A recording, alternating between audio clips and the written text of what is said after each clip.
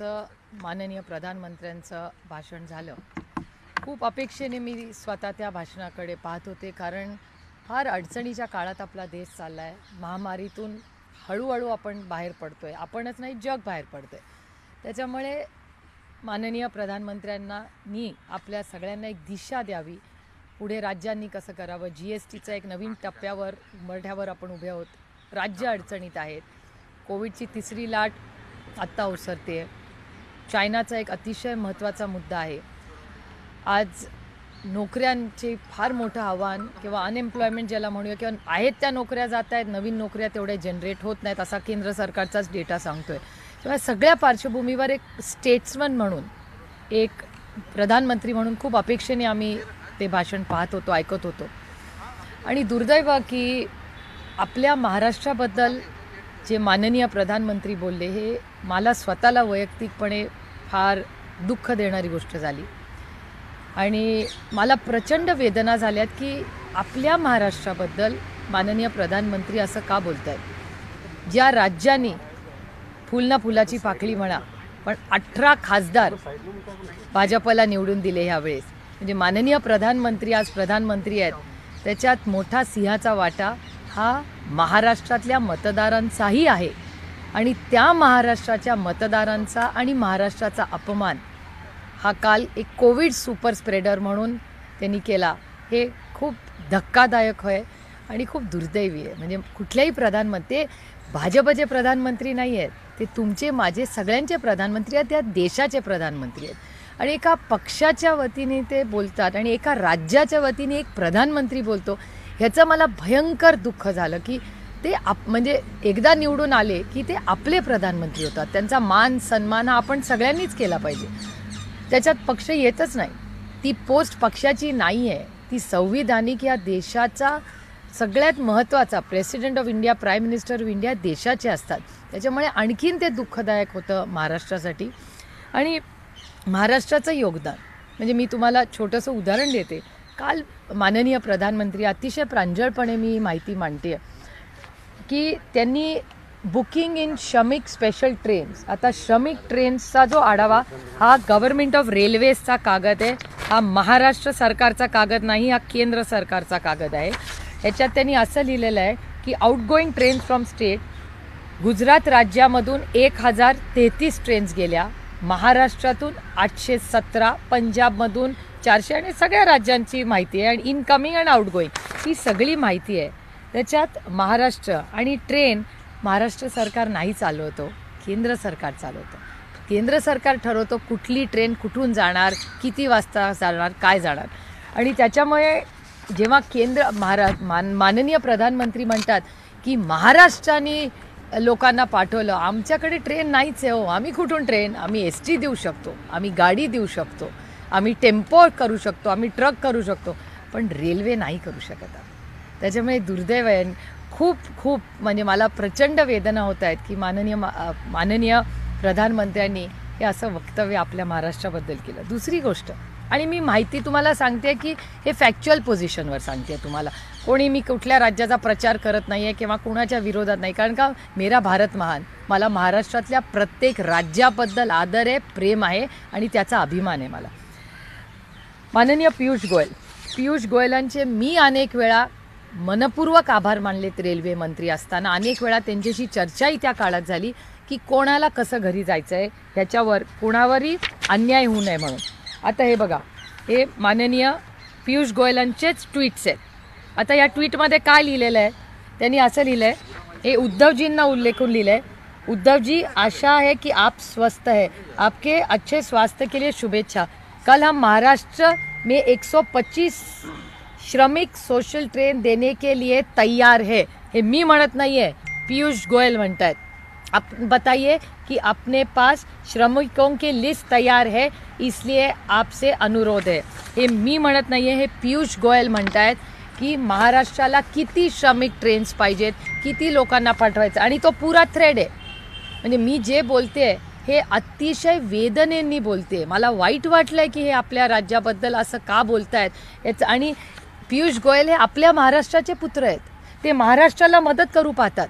तेच म्हणतायत श्रमिकांना किती ट्रेन पाहिजेत, आम्ही ट्रेन ठेवलेले आहेत. हे मी म्हणत नाही आहे. आणि या सगळे ट्विट्स आहेत आणि त्याचा सगळं मी तुम्हाला त्यांचा सगळा हा थ्रेड मी तुम्हाला देऊ शकते.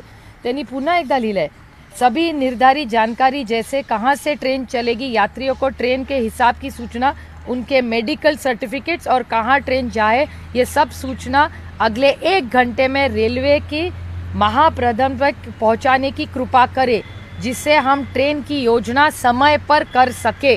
हे पियुष गोयल म्हणतात. आणि हा सगळा थ्रेड आहे, तुम्ही वाचू शकता. आता ह्याच्यात त्यांनी लिहिलं आहे की TV के माध्यम से, आणि हे एकाच दिवशी आहे, सगळं 24 मेचं आहे. 24 मेचे असे आहेत 1, 2, 3, 4, 5 ट्विट्स. हे मी तुम्हाला शेअर करू शकते. ह्याच्यात माझ्या काही मनातल्या कुठल्या कल्पना नाही आहेत ह्या. त्याच्यानंतर एक महत्त्वाचा मुद्दा, माननीय देवेंद्र फडणवीसजी त्यांचा कोट आहे. हा परत त्यांचा ट्विट आहे मे 9चा. त्याच्यात ते असं म्हणतात, केंद्रीय मंत्री माननीय पीयूष गोयल से चर्चा की, उनका बहुत बहुत आभार. हे मी म्हणत नाही आहे, हे माननीय देवेंद्र फडणवीस जी म्हणतात. उन्होंने तुरंत उत्तर प्रदेश के मुख्यमंत्री श्री योगी जी से चर्चा की और जल्दी ही मुंबई से 10 रेलगाड़ियाँ उत्तर प्रदेश के लिए रवाना होगी. प्लीज़ बघा, हे मी म्हणत नाही आहे, हे माननीय आदरणीय देवेंद्र फडणवीसजींनीच पीयूष गोयलजींचे आभार मानलेत. आता माननीय देवेंद्रजीही आपल्या महाराष्ट्राचे आहेत, माननीय पीयूष गोयलजीही आपल्याच महाराष्ट्र आहेत. ते दोघांनी माननीय योगीजी, आता योगीजी माझ्यावर अनेक वर्ष सांसद होते, माझेही त्यांचे अतिशय चांगले संबंध आहेत. अतिशय आम्ही एकत्र अनेक वर्ष पार्लमेंटमध्ये काम केलं. त्यांनी TVवर अतिशय उत्तम भाषणं त्या काळात पार्लमेंटमध्ये केली होती. जरी आम्ही विरोधात असलो तरी काही बाबतींमध्ये शेवटी आपण जेव्हा राजकारणात समाजकारणात असतो तर काही कामांमध्ये एकमेकाचं ज्याला चांगलं आहे त्याला चांगलं म्हणण्याची पद्धत ही महाराष्ट्राची संस्कृती आहे. आणि त्याच संस्कृतीचा आधार ठेवून आम्ही इथे साधारण कार्यक्रम सगळ्यांचा मान सन्मान ठेवून करतो. त्यामुळे तुम्ही बघताय माननीय प्रधानमंत्री जे बोलले काल, हे दुर्दैव आहे की त्यांच्याच पक्षातले त्यांचे सगळे जे लोक आहेत हे काहीतरी वेगळं बोलत आहेत आणि हे सातत्याने होतं आहे. म्हणजे महाराष्ट्राबद्दल हा गैरसमज त्यांच्याच लोकांनी. एक उदाहरण देते ज्याचा व्हिडिओ आहे, त्याचा माझ्याकडे लिहिलेला नाही आहे, पण माननीय हरीशभाई आमचे बंधू आहेत, ते हरीश द्विवेदीजी ज्यांनी पार्लमेंटमधलं पहिलं भाषण केलं प्रेसिडेन्शियल ॲड्रेसमधलं, अतिशय उत्तम बोलले. 1 तासभर बोलले, बऱ्याच गोष्टी बोलल्या, सगळ्या काही गोष्टी मला पटल्या नाहीत पण बोलले. ते बोलत असताना त्यांनी स्वतः सांगितलं असं, जी ऑन रेकॉर्ड आहे, त्याचा व्हिडिओ मी तुम्हाला देऊ शकते, की श्रमिकांच्या ज्या ट्रेन्स होत्या, प्रत्येक श्रमिकाला ज्याला घरी जायची इच्छा होती त्याला ट्रेननी पोचवण्याचं काम हे आमच्या सरकारने म्हणजे त्यांच्या सरकारने केलं, असे हरीश भाई आमचे बंधू आहेत ते द्विवेदीजींनी बोलले. त्यांच्या हे गेल्या मागच्याच आठवड्यातली गोष्ट आहे. आता तुम्ही परत मी हिशोब करते की ट्रेनची लिस्ट ही केंद्र सरकारची आहे. माननीय पीयूष गोयलजी बोलले, हे त्यांचे ट्विट्स आहेत.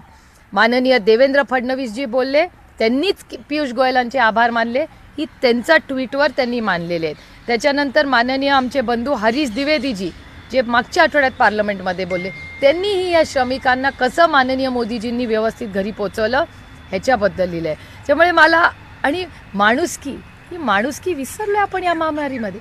आणि दुर्दैव की माननीय प्रधानमंत्र्यांनी 2च राज्य घेतली, पंजाब आणि उत्तर प्रदेश. बाकीच्यांबद्दल त्यांनी काही उल्लेखच केला नाही. आणि मला एक गोष्ट ही रेकॉर्डवर आणायची आहे की आम्ही सगळ्यांनी पार्लमेंटमध्ये ठरवलं होतं की कोविडच्या काळात अनेक राज्यांमधून लोक एका राज्यातून दुसऱ्या राज्यात, काही कुटुंब असतील किंवा श्रमिक गेले असतील, तेव्हा त्यांचं खाण्याचं असेल, त्यांना औषध असेल, कुणाला बेड लागला असेल, ह्या देशातले अनेक खासदार आहेत ज्यांनी आम्ही एकामेकाला मदत मागितली त्या काळात. आणि ओपनली ट्विटरच्या माध्यमातून आणि पार्लमेंटमध्ये आम्ही एकामेकाचे ऑफिशियली आभार मानलेले. मी आभार मानलेले. काही मराठी लोक कुठे अडकले होते, एखाद्या खासदाराला फोन केला, त्या राज्यांनी मदत केली, त्यांचं आभार मानणं हे माझं कर्तव्य, ही माझी मराठी आणि भारतीय संस्कृती आहे.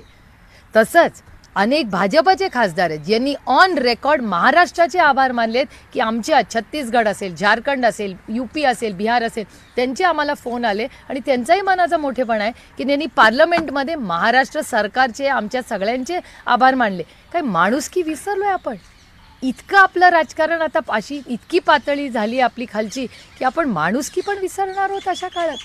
त्यामुळे खरं तर नवाबभाई म्हणली गोष्ट खरी आहे की कोण कोविड सुपर स्प्रेडर आहे हे प्रत्येकाने आत्मचिंतन केलं पाहिजे. एक लॉकडाऊन करायच्या आधी मला आठवतं आहे पार्लमेंट सुरू होतं आणि पार्लमेंटमध्ये ऑन रेकॉर्ड तुम्ही ही गोष्ट चेक करू शकता, कारण का मी कुठलीही गोष्ट कुठलाही आधार किंवा सत्य असल्याशिवाय उगाच खोटे नाटे आरोप करत नाही कधी कुणावर. पण माननीय सौगता रॉय जे पार्लमेंटमध्ये बोलले, तृणमूल काँग्रेसचे आहेत, ते स्वतः माननीय प्रधानमंत्र्यांपर्यंत चालत गेले पार्लमेंटमध्ये आणि म्हणाले राज्यांचं मत आहे की पार्लमेंट आपण लवकर संपवलं पाहिजे, कारण का कोविडची महामारी पसरते असं सगळीकडेच आहे. प्रत्येक खासदारांनी आणि आपल्या आपल्या राज्यात जाऊन काय चाललं हे बघितलं पाहिजे. तेव्हा ते असं म्हणाले की नको आत्ता बघूया, नंतर बघूया काय करायचं, कारण का मध्य प्रदेशचं सरकार पाडण्यामध्ये हे सगळे व्यस्त होते. हे दुर्दैव आहे की ह्या कोविडच्या काळात जिथे माणुसकीचा म्हणजे सर्व ओळख असू दे किंवा नसू दे, लोकांनी धावून एकासाठी मदत केली, लोकांनी रक्तदान केलं, एकामेकासाठी रस्त्यात थांबून स्वयंपाक केला. मला अजून ते दृश्य आठवतं आहे. मला एक फोटो कोणीतरी पाठवला होता. एक महिला, तिच्या मागे एक बॅग होती, त्याच्यावर एक मूल झोपलं होतं आणि ते वडील ती बॅग खेचत होते आणि त्याच्या खाली एक टॅगलाईन होती, तुझसे नाराज नहीं जिंदगी हैरान हूँ मैं. मला आज माननीय प्रधानमंत्र्याला हाच प्रश्न विचारायचा आहे की माननीय प्रधानमंत्री जी, मैं आपसे नाराज नहीं हूँ, हैरान हूँ मैं आपसे की तुम्ही आज माझ्या महाराष्ट्राबद्दल किंवा आमच्या लोकांबद्दल, आम्ही सुपर स्प्रेडर्स आहोत म्हणून असं कसं बोलला. त्याला सायंटिफिक टेम्परामेंट पण नाही, सायंटिफिक त्याला बॅकग्राऊंड पण, थोडासा सायंटिफिकली पण त्यांनी आरोप केला असताना तरी मी कबूल केला असता. पण कसं काय ते असं बोलले, खरंच म्हणजे. आणि मी तुम्हाला एव्हिडन्स बेस सगळं सांगितलं आहे. मी टीका करायची म्हणून त्यांच्यावर टीका करत नाही, पण मी एक महाराष्ट्रातली मुलगी म्हणून, एक खासदार म्हणून आज या प्रधानमंत्र्याकडे न्याय मागते की का तुम्ही आमच्यावर असं टीका केली, का तुम्ही आमच्या असं विरोधात बोलला, किंवा का तुम्ही असा द्वेष राज्यांमध्ये पसरवताय. ही एक प्रांजळ महिला आज प्रधानमंत्र्याकडे न्याय मागते. नाही, मग ही प्रतिक्रिया काय कारण वाटतं? आलेले आहेत त्यामुळे निवडणुकीच्या दृष्टीने विधान आहे असं वाटतं. आणि महाराष्ट्राबद्दल इतका द्वेष का, काय वाटतं तुम्हाला? त्यांना महाराष्ट्राबद्दल इतका का द्वेष वाटतो याचं उत्तर तेच देऊ शकतात, मी नाही देऊ शकत. सातत्याने महाराष्ट्रावर टीका असू दे किंवा महाराष्ट्रातले महत्त्वाचे प्रोजेक्ट्स असू दे, हे सगळे महाराष्ट्रातून बाहेर नेणं किंवा मुंबईचं महत्त्व कमी करणं, ह्याच्यात काय त्या सगळ्यांना गंमत येते हे मला माहिती नाही. हे अतिशय दुर्दैवी आहे. आणि महाराष्ट्र, एक तुम्हाला सांगते, महाराष्ट्र कधी दिल्लीच्या तख्तापर्यंत झुकलेला नाही आणि तो झुकणारही नाही, हेही मला तुम्हाला सांगायचं नाही. पण ज्या पद्धतीनं महाविकास आघाडीचं सरकार राज्यात आलं त्याच्यामुळे हा राग आहे का? ह्याचं उत्तर मी नाही देऊ शकत, तेच देऊ शकतात. पण हे दुर्दैवी आहे आणि माझी अपेक्षा आहे की महाराष्ट्रातल्या कुठल्याही, हा पक्षाचा विषयच नाही, हा राज्याच्या अस्मितेचा पक्ष आहे. भाजपमधल्याही मी आमदार खासदारांना विनंती करीन की तुम्ही उभं राहिलं पाहिजे, राज्याच्या वतीने उभं राहिलं पाहिजे, कारण हे आम्हाला पंजाब राज्य आपली संतांची भूमी आहे, आपलं नातं किती जवळचं आहे. नामदेव महाराजांचं जेवढं आपण कौतुक आणि प्रेम करतो तेवढंच पंजाबनीही केलेलं आहे. तो धागा प्रेमाचा, विश्वासाचा, संतांचा हा किती आपल्याला जवळ आणतो. उत्तर प्रदेशचं आपलं नातं, किती खासदार आहेत किंवा आमची जुनी नाती आहेत. माननीय चंद्रशेखरजींचं महाराष्ट्रावरचं विशेष प्रेम, या देशाचा प्रधानमंत्री होऊन गेले, ते पण उत्तर प्रदेशचेच आहेत ना. किती घनिष्ठ संबंध आपले आहेत, किती गोष्टी एकत्र, विश्वासाच्या नात्याने लोक, उत्तर प्रदेशचे लोक महाराष्ट्रात येतात. आपण एकत्र अनेक वर्ष काम करतो, तर आपल्यांमध्ये आणि त्यांच्यात अंतर आणण्याचं काम हे एका प्रधानमंत्र्याच्या भाषणातून होऊ शकतं, हे मला धक्कादायक आहे आणि दुर्दैवी आहे. सध्या पार्लमेंट चालू आहे, या संदर्भात काही खासदार तुम्ही विरोधी पक्षांचे एकत्र येऊन याबाबत काय भूमिका घेणार आहात? नाही, अर्थातच मी म्हणूनच तुमच्या माध्यमातून माननीय प्रधानमंत्र्यांना विनंती करते आणि पुन्हा हे करते की तुमसे नाराज नहीं हूँ मैं, सिर्फ हैरान हूँ मैं की या देशाचे प्रधानमंत्री माझ्या राज्याबद्दल असं का बोलतात. कालच्या भाषणामध्ये त्यांनी महागाई संदर्भात सुद्धा काही वक्तव्य केले की नेहरू सुद्धा अशा पद्धतीने आंतरराष्ट्रीय कारणं देत होते आणि आता सुद्धा सरकार जे आहे ते काही आंतरराष्ट्रीय घटकामुळे प्रभावित आहे, पण आम्ही प्रयत्न करतो असं त्यांचं म्हणणं होतं. 2 wrongs don't make a right ना. तुम्ही एवढी टीका काँग्रेसवर एरवी करता, पण हे विसरून जाता. मग दरवेळीच उदाहरण देताना तुम्ही काँग्रेसचंच उदाहरण देता, मग तुमच्यात आणि काँग्रेसमध्ये अंतर काय राहिलं? मग तुम्ही एकाच आहात ना. दरवेळीच ते उदाहरण देताना तुम्ही हे केलं तेव्हा आम्ही हे केलं, ह्याच्यात चूक काय? 2 wrongs don't make a right. तुमच्यात आणि त्यांच्यात अंतरच नाही राहिलं, मग कशाला टीका करता काँग्रेसवर? कबूल करा. आज एका वर्तमानपत्रात मी वाचलं की 60 मिनिटाच्या भाषणामध्ये, पहिल्या 60 मिनिटाच्या 50 वेळा काँग्रेसचं नाव घेतलं. आपण कुणाचं नाव कधी इतकं घेतो जेव्हा आपल्याला काहीतरी आस्था वाटते ना, नाही तर कशाला नाव घेतलं असतं आपण. पण पंतप्रधान राष्ट्रपती भाषणावर बोलण्यापेक्षा इतर विषयावरती बोलतात. तो राष्ट्रपती भाषणाचा अवमान वाटत नाही का? कारण की अभिभाषणावरती साधारणतः त्या विषयावरती चर्चा होते. यापूर्वीची परंपरा जर बघितली पार्लमेंटची तर त्यामध्ये साधारणतः अभिभाषणावरती नेहमी चर्चा होती. टीका करायची असेल एखाद्या विषयावर, पण संपूर्ण अभिभाषणात डावलून फक्त टीका करणे हा अवमान माझं नाही का? म्हणणं आहे टीका ही सगळ्यांनी केली पाहिजे, त्याच्यात काही गैर नाही. तो अधिकार आपल्याला भारतरत्न डॉक्टर बाबासाहेब आंबेडकरांनी दिला आहे. ह्याला तर वायब्रंट डेमोक्रेसी म्हणतात. टीका आम्ही त्यांच्यावर करावी, त्यांनी आमच्यावर करावी, पण काहीतरी त्याला म्हणजे प्रधानमंत्र्यांकडून मला खूप अपेक्षा होत्या. मला असं वाटलं की ते देशाला काहीतरी डायरेक्शन काल देतील की आपण सगळ्यांनी म्हणून काय केलं पाहिजे म्हणजे देश पुढे जाईल. ह्या अपेक्षेने मी बघत होते. आणि मी तुम्हाला पुन्हा एकदा अतिशय प्रांजळपणे सांगते की एकदा निवडून आल्यावर ते पक्षाचे प्रधानमंत्री नसतात, ते तुमचे माझ्या देशाचे प्रधानमंत्री असतात. ते जेवढे गुजरातचे आहेत, उत्तर प्रदेशचे आहेत, तेवढे माझ्या महाराष्ट्राचे आहेत, अशी माझ्या मनातली भावना आहे. तुम्ही भूमिका मांडताय, मात्र काल भाषण झाल्यापासून पवार साहेबांशी तुमचं काही बोलणं झालं का? काय नेमकं त्यांचं? मला खूप उशीर झाला यायला खरं तर, आणि ते सकाळी लवकर पार्लमेंटला गेले. पण आम्हाला सगळ्यांनाच ह्या एक वेदना ह्या झाल्या आहेत. आपण भारतीय आहोत, पण आपण मराठीही आहोत, आणि मला मराठी असण्याचा सार्थ अभिमान आहे. आणि का कुठल्याही राज्याच्या विरोधात कोणीही बोलू नये. माझं म्हणणं आहे आपण सगळे एकत्र, सारे जहाँ से अच्छा हिंदुस्तान हमारा आपण जेव्हा म्हणतो तेव्हा या सगळ्या राज्यांमधूनच किती सुंदर आहेत. आपल्या भाषा असतील, आपली संस्कार असतील, आपल्या इतिहास असेल, आपले लेखक असतील, केवढं कल्चरल हेरिटेज आपल्या देशात आहे. आणि हे सगळं विसरून कसं चालेल. पण मला वैयक्तिकपणे प्रचंड वेदना झाली. चलो हे सगळं हिंदीमध्ये थोडक्यात मैं माननीय प्रधानमंत्री जी ने कल जो वक्तव्य किया, मुझे हमेशा लगता था कि ज़रूर वो बीजेपी से चुन के आए, लेकिन वो मेरे भी प्रधानमंत्री, इस देश के हर नागरिक के प्रधानमंत्री है. और जिस तरह से उन्होंने कल महाराष्ट्र के बारे में कहा, वो मुझे थोड़ा सा शॉकिंग भी लगा, क्योंकि एक राज्य के खिलाफ जिस तरह वो बोले कि महाराष्ट्र की कांग्रेस या वहाँ के लोगों ने कोविड का सुपर स्प्रेडिंग किया, टिकट्स दिए.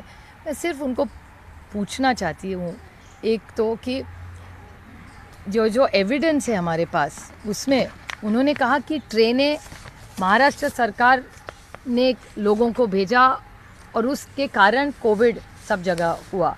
मैं सिर्फ उन्हीं की सरकार का जो डेटा है वो शेयर करना चाहती हूँ कि गुजरात से 1033 ट्रेनें चली, महाराष्ट्र से 817 श्रमिक ट्रेनें चली, पंजाब से 430 ट्रेनें चली.